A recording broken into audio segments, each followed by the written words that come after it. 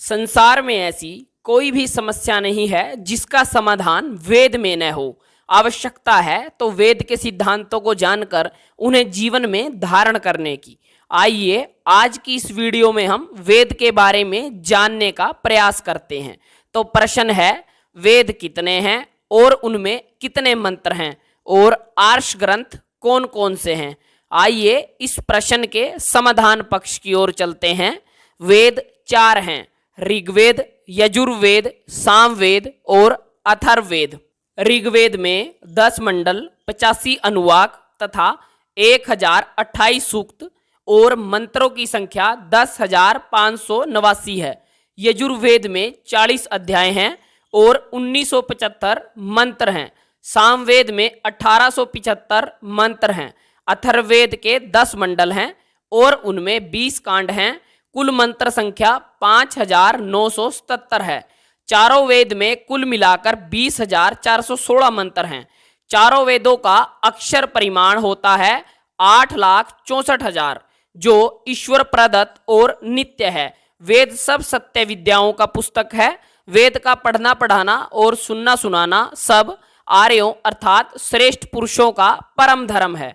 यही मानव का धर्म ग्रंथ है, जिसका आदि स्रोत स्वयं परमपिता परमेश्वर है। वेद के 4 उपवेद हैं, आयुर्वेद, अर्थवेद, धनुर्वेद और गंधर्व वेद।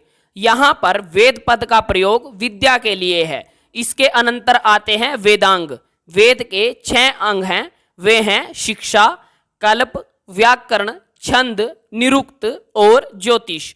वेदार्थ के लिए इनका परिज्ञान आवश्यक है। वेदांगों के बाद उपांगों का नंबर आता है। वर्तमान में सांख्य, योग, वैशेषिक, न्याय, मीमांसा और वेदांत नाम से 6 उपांग पाए जाते हैं। ये ही 6 दर्शन हैं। ये दार्शनिक विचारों के आकार ग्रंथ हैं। वेद ईश्वरीय प्रेरणा का फल है और इसमें सभी सत्य विद्याओं का बीज विद्यमान है। अब प्रश्न ये उठता है कि वेद 4 क्यों हैं। आइए इसके समाधान पक्ष की ओर चलते हैं। परमपिता परमात्मा ने मनुष्य को सुंदर शरीर प्रदान किया है। शरीर की रक्षा करना मनुष्य का धर्म है। इस अनमोल शरीर का क्या उपयोग अगर उसमें ज्ञान की कमी हो। मनुष्य योनि सर्वश्रेष्ठ योनि है, क्योंकि इसी में आत्मा, परमात्मा तथा प्रकृति का यथार्थ ज्ञान प्राप्त करने की क्षमता होती है। सच्चा ज्ञान मिलता है वेदों से, जो ईश्वर की अमृतवाणी है। ज्ञान, कर्म, उपासना तथा विज्ञान एक दूसरे के पूरक हैं। इनमें एक की भी कमी हो तो बाकी तीनों से कोई लाभ नहीं होता। अतः ये चारों ही मनुष्य जीवन के प्रकाश स्तंभ हैं। ईश्वर ने चारों वेदों का ज्ञान मनुष्य मात्र के लिए प्रदान किया है। मनुष्य के पास बुद्धि है कि वह ऋग्वेद अर्थात ज्ञान को समझे, ज्ञान प्राप्त करे और यजुर्वेद अर्थात कर्म द्वारा उस ज्ञान को साकार करे। ज्ञान और कर्म से मनुष्य में कहीं अभिमान न उत्पन्न हो जावे, इसीलिए उस प्रभु ने उसे सामवेद अर्थात संतुलित किया है, सांत्वना दी है, उपासना दी है। ज्ञान कर्म से उन्नति होती है और ईश्वरोपासना से सुख शांति प्राप्त होती है। अंतिम अथर्ववेद है, अनंत की प्राप्ति, जो कि तीनों वेदों के पश्चात विज्ञान का वेद अथर्ववेद है। जब तक विज्ञान अर्थात प्राकृतिक नियमों का जानना नहीं है, तब तक सब अधूरे रह जाते हैं। ज्ञान, कर्म, उपासना और विज्ञान, इन चारों से मनुष्य ज्ञानी होता है और अपने जीवन के परम लक्ष्य अर्थात ईश्वर प्राप्ति और आनंद को प्राप्त करता है। चारों वेद मनुष्य की सफलता के 4 स्तंभ हैं और चारों ही आवश्यक हैं। मनुष्य की क्षमता अनुसार ईश्वर ने वेदों का प्रकाश प्रदान किया है। चारों वेद एक दूसरे के पूरक हैं, प्रकाश स्तंभ हैं। ऋग्वेद में विज्ञान प्रधान मंत्र हैं, यजुर्वेद में कर्म प्रधान मंत्र हैं, सामवेद में उपासना के मंत्र हैं तथा अथर्ववेद में ज्ञान विज्ञान के मूल मंत्र हैं तथा शरीर को स्वस्थ रखने के लिए औषधियों का भी वर्णन है।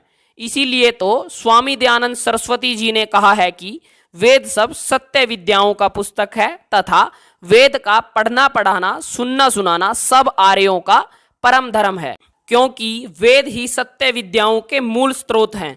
जो स्वयं परमपिता परमात्मा अपनी संतान अर्थात जीवात्माओं के उपकार हेतु सृष्टि के आदि काल में हमेशा की भांति प्रदान करते हैं, ताकि कोई भी जीवात्मा ज्ञान विज्ञान से वंचित न रहे और अपनी उन्नति कर अपने लक्ष्य को प्राप्त कर सके। ईश्वर सर्वज्ञ है, अतः अल्पज्ञ जीवात्माओं का परम सखा है, मार्गदर्शक है। इसीलिए चारों वेदों का प्रकाश बिना किसी स्वार्थ के मनुष्य मात्र के लिए प्रदान करता है। आइए एक और प्रश्न पर विचार करते हैं। वेद की शाखाओं से क्या तात्पर्य है और वेद की कितनी शाखाएं हैं? आइए इस प्रश्न के समाधान पक्ष की ओर चलते हैं। मीमांसाकार जैमिनी मुनि के अनुसार प्रवचन के कारण ही शाखा नाम हुआ है। भाग, अंश, चरण आदि भाव शाखा के नहीं हैं, परंतु शाखा का अर्थ पठन पाठन का क्रम ही है, शैली ही है। महाभाष्यकारिका में लिखा है कि अर्थात चरण के साथ गोत्र, यहाँ चरण शब्द शाखा के लिए ही आया है और चरण आचरण, पठन, अध्ययन आदि ही अर्थ रखता है। कहने का तात्पर्य है कि चरण या शाखा आदि शब्द वेदों के पठन पाठन की शैली या तरीका के ही वाचक हैं, वेदों के विभाग या भाग के बोधक नहीं हैं। महाभाष्यकार चारों वेदों की शाखाएं 1131 बताते हैं। सर्वानुक्रमी में 1137 लिखी हैं, कर्म पुराण में 1130 हैं और चरण व्यू में 1116 ही लिखी हुई हैं। महर्षि स्वामी दयानंद सरस्वती कृत सत्यार्थ प्रकाश में वेदों की शाखाएं 1127 लिखी हैं। सर्वप्रथम शाकाल ऋषि ने ही शाखा का प्रवचन किया है। शाकाल ऋषि अत्यंत प्राचीन हैं। मंडल, अनुवाक, सूक्तों में शाकाल ऋषि ने अपनी शाखा का प्रवचन किया है। इससे ज्ञात होता है कि बाकी शाखाएं शाकाल जी के पश्चात ही हुई हैं। जिस शाखा में मंडल, अनुवाक, सूक्त हों वह शाकाल साहित्य से प्रसिद्ध है। धन्यवाद।